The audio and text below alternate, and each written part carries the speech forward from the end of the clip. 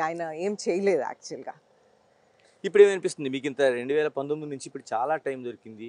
అప్పటికంటే మీరు జనాల్లో ఎక్కువగా ఉన్నారు. అనేక కార్యక్రమాలు చేస్తున్నారు.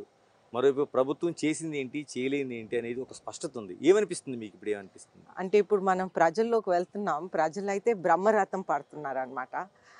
చూస్తుంటే మనం ఇప్పుడు తారక రామ కాలనీ అని ఒక కాలనీకెళ్ళాం. ఆ కాలనీలో అయితే ఒక 15 రోజులు పుట్టిన బేబీని బయటకి తీసుకొచ్చి 21st డేకి మామూలుగా నామకరణం చేస్తారు. అయితే బేబీని తెచ్చి మీరిప్పుడు వచ్చారు, మీరు నామకరణం చేయండి. నేను దేవాంశ్ అని పిలుస్తాం అనుకుంటున్నారని చెప్పిందనమాట. అయితే గ్రేట్. So, response అలాగుంది. అదే కాకుండా మనం నిన్న కానపాకకు వెళ్ళాము. అక్కడైతే మన పాత కార్యకర్త ఆయన పేరు సత్యబాబు.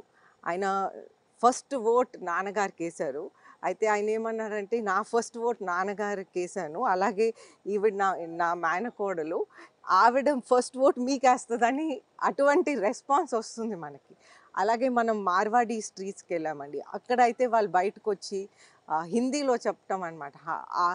हम आपके लिए ही वोट देंगे, आप पापा का जैसा విజయనగరం को अच्छे से देखभाल करना అని వాళ్ళంటున్నారు. సో, ఇలాగ డిఫరెంట్ ఏరియాస్‌కి వెళ్ళినప్పుడు ఇంత మంచి రెస్పాన్స్ ఒస్తుంది. ఈరోజు వీటి అగ్రహారంకెళ్ళాము. వీటి అగ్రహారంలో అయితే నాన్నగారు హౌసెస్ అవన్నీ ఇచ్చారు. అయితే వాళ్ళు ఓపెన్‌గా చెప్తున్నారు, నాన్నగారే ఈ కాలనీ ఇచ్చారు. మాకీ ఇల్లు నాన్నగారి వల్లనే మాకీ హౌసింగ్ ఉంది మనకి. మాకొక రూఫ్ ఉంది. మా ఓట్లన్నీ మీకే అని అలా ఓపెన్‌గా చెప్తున్నారు.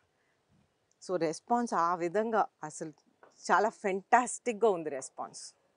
మీరు 2019లో చూసారు. ఒకే ఒక్క ఛాన్స్ అనేది ఒక నినాదంగా వచ్చింది.